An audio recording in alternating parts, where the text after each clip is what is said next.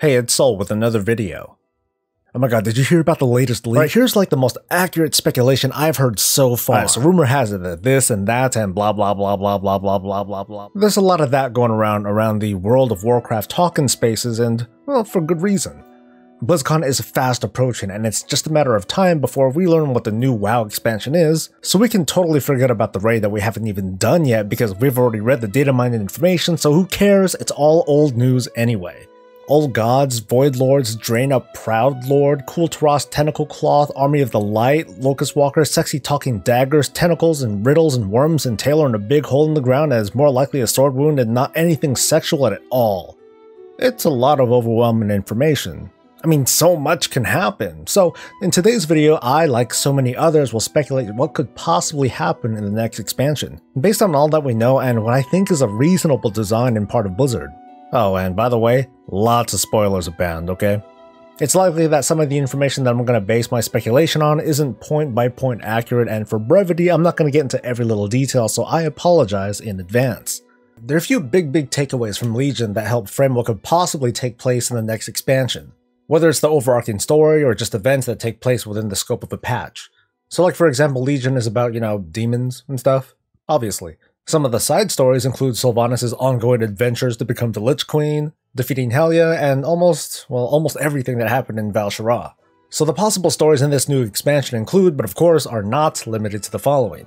Light vs. Void, aka the story of Turalyon, that hunky paladin, and Ilaria, the second of the Windrunner sisters to develop crazy powers and possibly go Kerrigan on the world. There's Jaina Proudmoore and Kultaros, who've been a favorite for a really long time, and, well, just a simple data mine thing on their tabard has been enough to get people in a total frenzy. There's the Old Gods and Ashara, thanks to that dagger that won't shut the hell up, and just the mere appearance of the Naga, that always prompts the theory that the Queen of the Tides is just around the corner.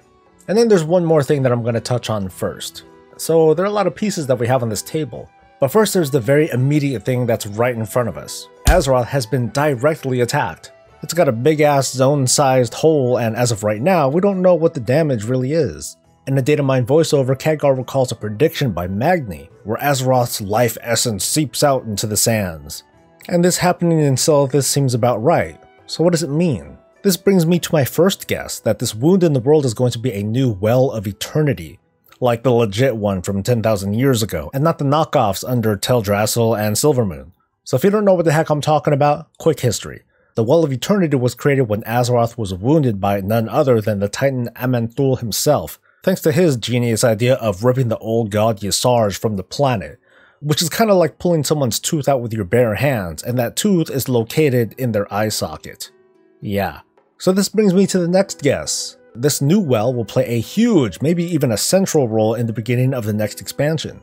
I'd almost want to call this World of Warcraft War for the Well. Okay, I get it, it's a stupid name, but let me just explain what I mean. Before I get into it though, let me ask, where's the Horde and Alliance been lately? I say pretty much nowhere, since the events in Stormheim when Gen Greymane ruined Sylvanas' day, and the elven populations all got together in Suramar for a powwow.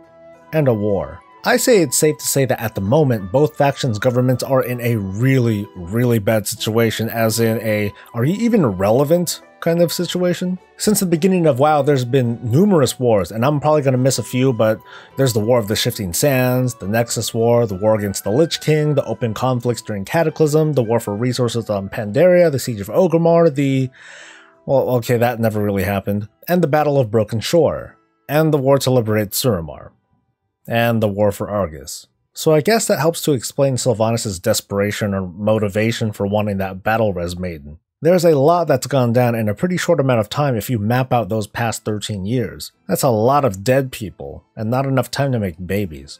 My point is that the two major factions are devastated, and probably in a really desperate state for survival. Khadgar says it himself in one of the Datamine voiceovers that refer to it. He refers to the blood of Azeroth as a source of such strength, those who seek to rule this world will stop at nothing to possess it. Of course, good old Blizzard isn't one to miss out on infighting, so next guess.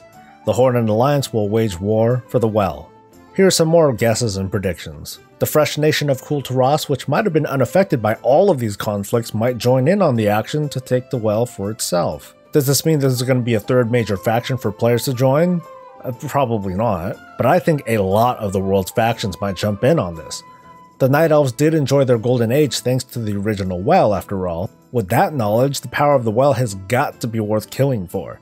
So whatever faction you can think of, from the Naga to the Twilight Cultists to the Remnants of the Legion to the Mantid to freaking these guys whose name I forgot, but you know, they're just one zone away. Hell, let's throw in the Devil Swords and the Murlocs too, and we might take part in a true Azerothian world war. That's kinda neat. But let's move on.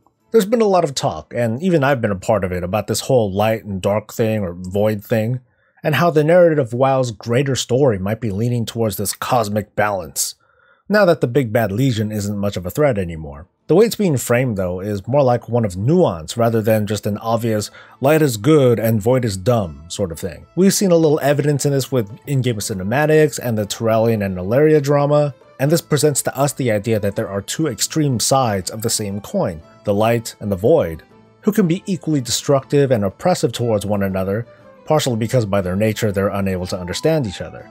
Oil and water, fire and ice, that sort of thing, just deadlier. Meanwhile, caught in the middle are the wee little mortals, the creatures of flesh manipulated by either of these sides. But here's the next guess. At some point in this expansion, the people of Azeroth will be forced to choose between the light and the void.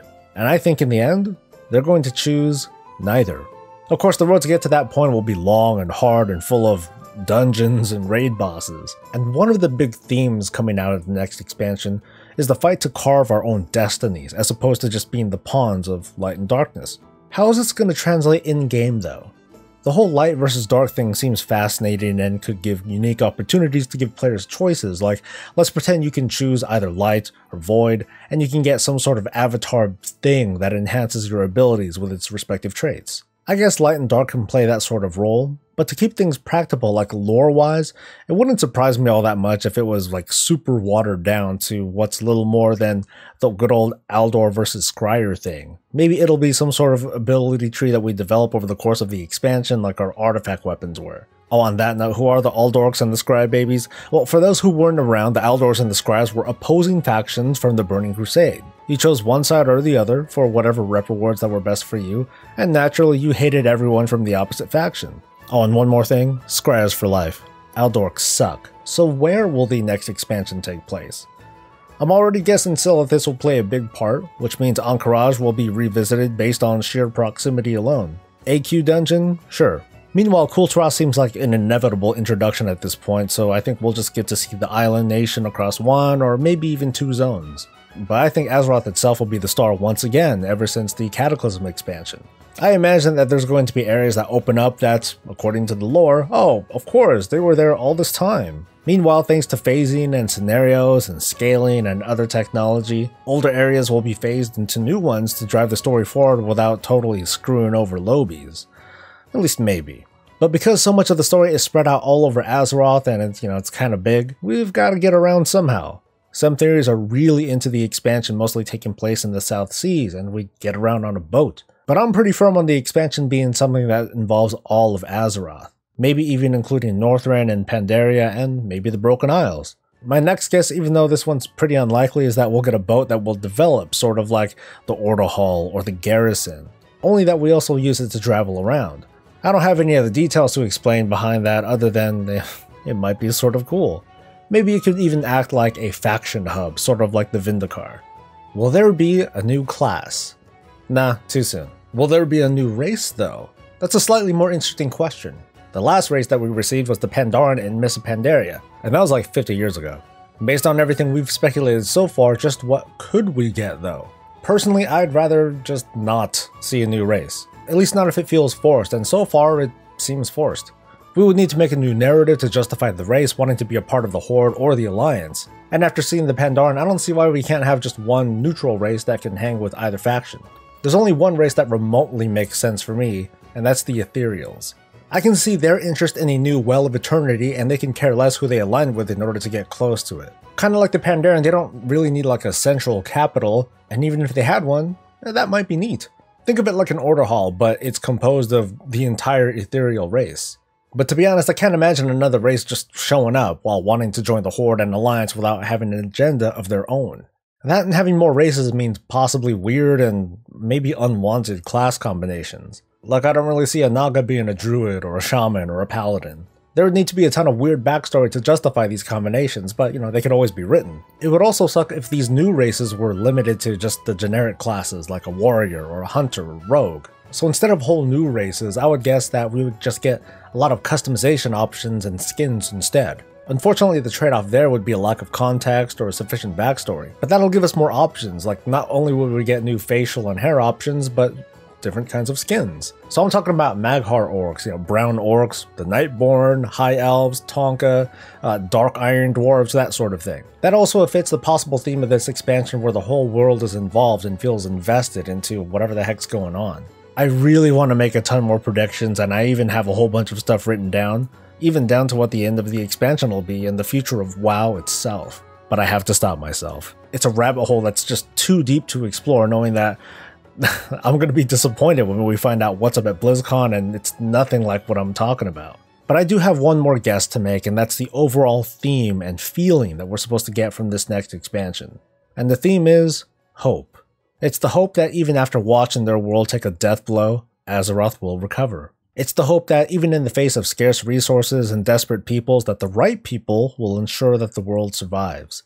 It's the hope that the people of Azeroth can reject the absolutes of light and void and refuse to be part of those games. And of course, it's the hope that there's no Titan forging.